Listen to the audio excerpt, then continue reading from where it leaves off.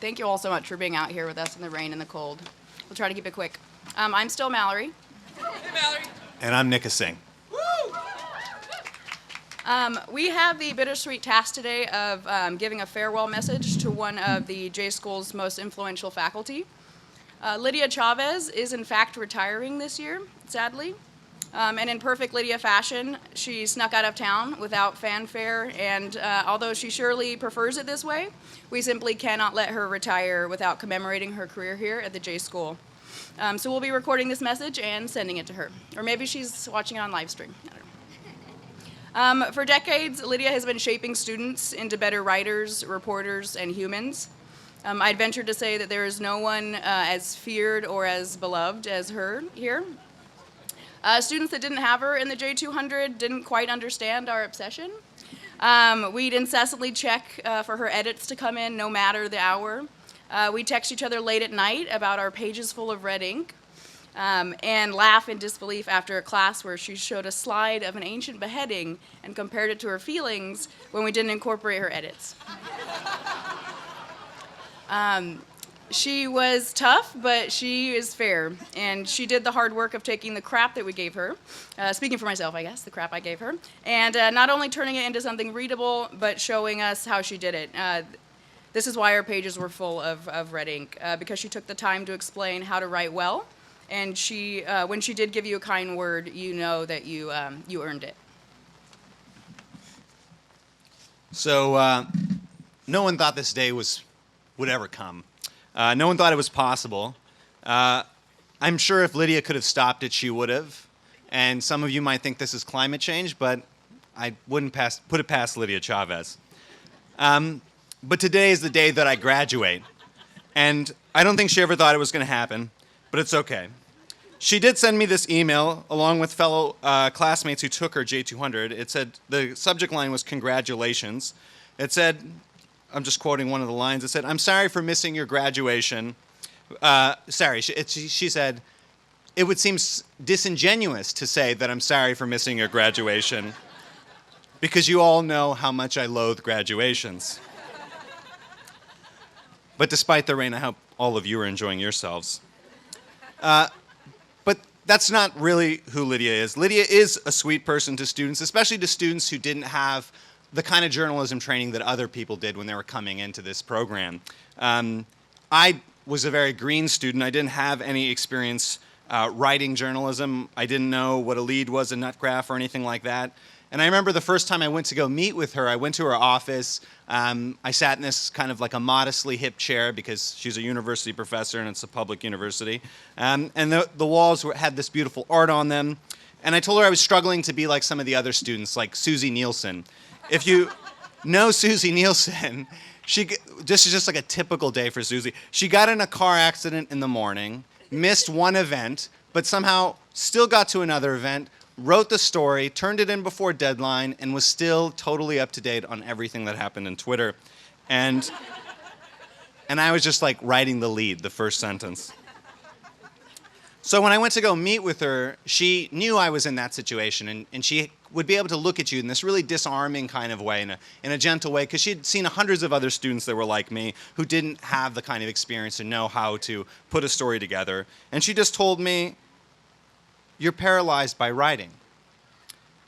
And it was hard for me to move in that moment, but I did, and that was the nicest thing that Lydia Chavez ever told me.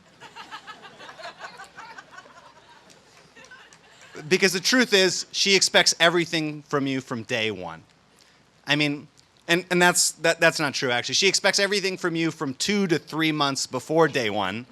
Because, hypothetically, let's say you're in India. You've never been to India before. You're really excited to go. You're doing a language abroad thing.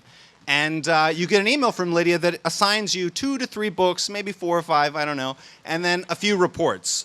One report could be like the Blue Ribbon Panel on Transparency, Accountability, and Fairness and in Law Enforcement. 249 pages of just wonderful reading. A cure for insomnia, if there ever was one. And I was lucky that I got to read that instead of going out with my friends and saying India, because that class and studying the police was the thing that I would do for the next 2 years that I was here at the J School. I did what she taught me. I would call a source when it was safe to call them, not when it was the perfect timing, because it'll never be the perfect timing. Call them as soon as you can. I never did a rewrite without doing additional reporting. I learned how to fail fast, and I was easy on the background material. Background is context material. You might add it in to help explain what's happening. And I remember one student put some background material in their story. It might have been Carlos Muerti, it might have been Mallory, it probably was me. And she looked at it and she didn't like this background material. And she was just like, what is this? Take it out. It's so old, it's the Peloponnesian War.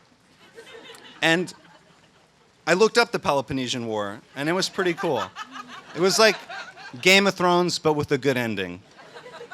Good writers, those people, good writers. But the truth is, I followed her work, I followed what she taught me, and the first professional pitch I ever made was to my dream publication, Reveal.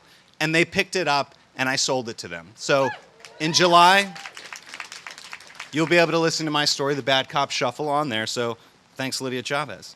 And the truth is, I wouldn't be who I am, I wouldn't be the journalist who I am without her.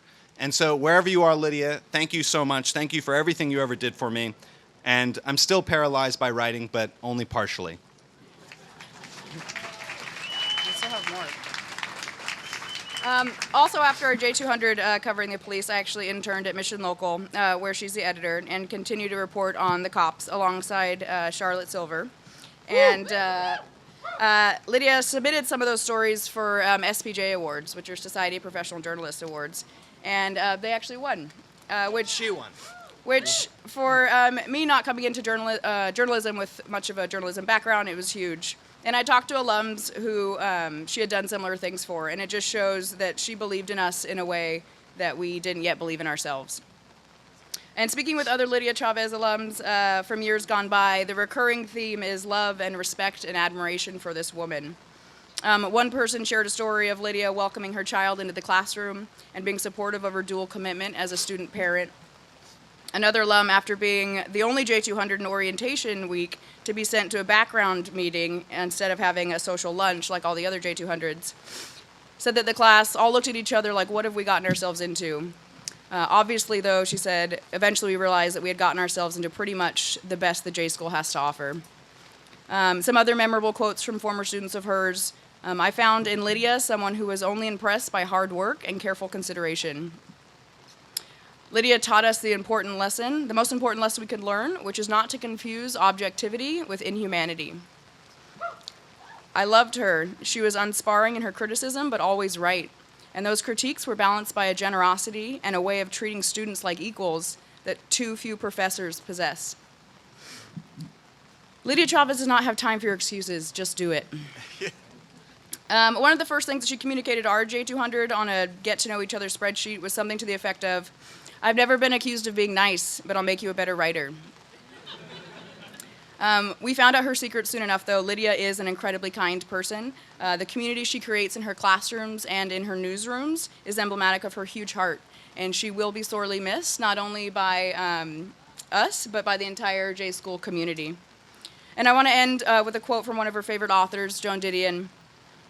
We forget all too soon the things we thought we could never forget. The J School has consumed us for the last 2 years. I have met people here that I now call family.